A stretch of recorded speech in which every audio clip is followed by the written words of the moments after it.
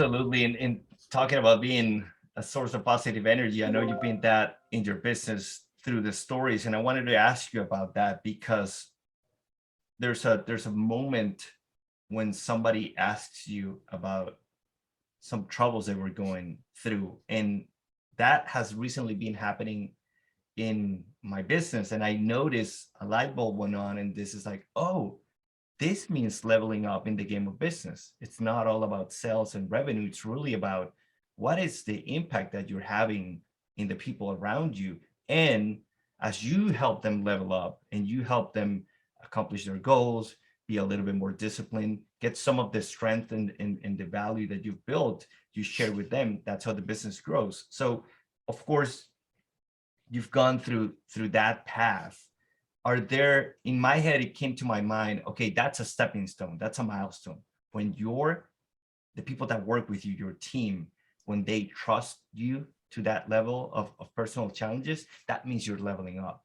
Are there any other moments like that come to mind instead of just the revenue and the typical measures that people use? I think that's a result of these other internal, actually, stepping stones. Or is anything else coming to mind in terms of those moments that clicked, that you knew you were playing the game of business at a high level and not related to revenue? Yeah, this is a big one. So, if you think about the typical organization, okay, there's certain groups of people that do certain jobs, and then there's management groups of people, and then there's CEOs or managers or bosses or whatever you want to call them, owners, whatever it might be. And that typically forms some kind of hierarchy, okay?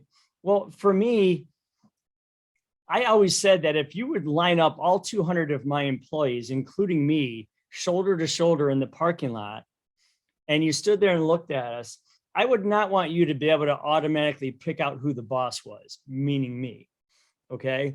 Because to me, I never wanted to have that kind of autonomy or whatever that was. I always felt like it was better if everyone succeeded for themselves, then I will always succeed in the end. So I always make the statement that I can't get what I want, nor can I get what my company wants or needs until all of you get what you want first. And I absolutely mean that, because I am more proud of the accomplishments of the people that work here than the accomplishments of my own. Because, if everyone's doing their thing and everyone's getting what they want for themselves with and through my company, that's a huge feather in my cap, that I've built a vehicle through which they can create a life for themselves.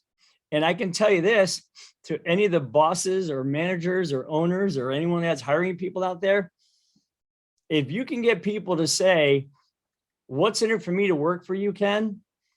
And then you can answer that question by saying, well, you can run your own life, you can run your own money, you can run your own future, you can build entrepreneurial employees within your organization. They will look back at you and say, cool, thanks for the training. Now get out of my way and let me go do it. And your company will go way further than you can drag it yourself.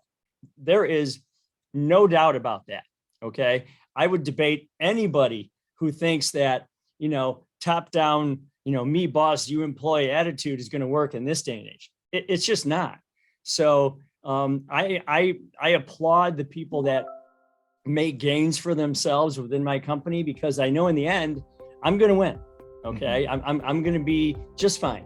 And it's just been a really non-stress and pretty cool way to run a company.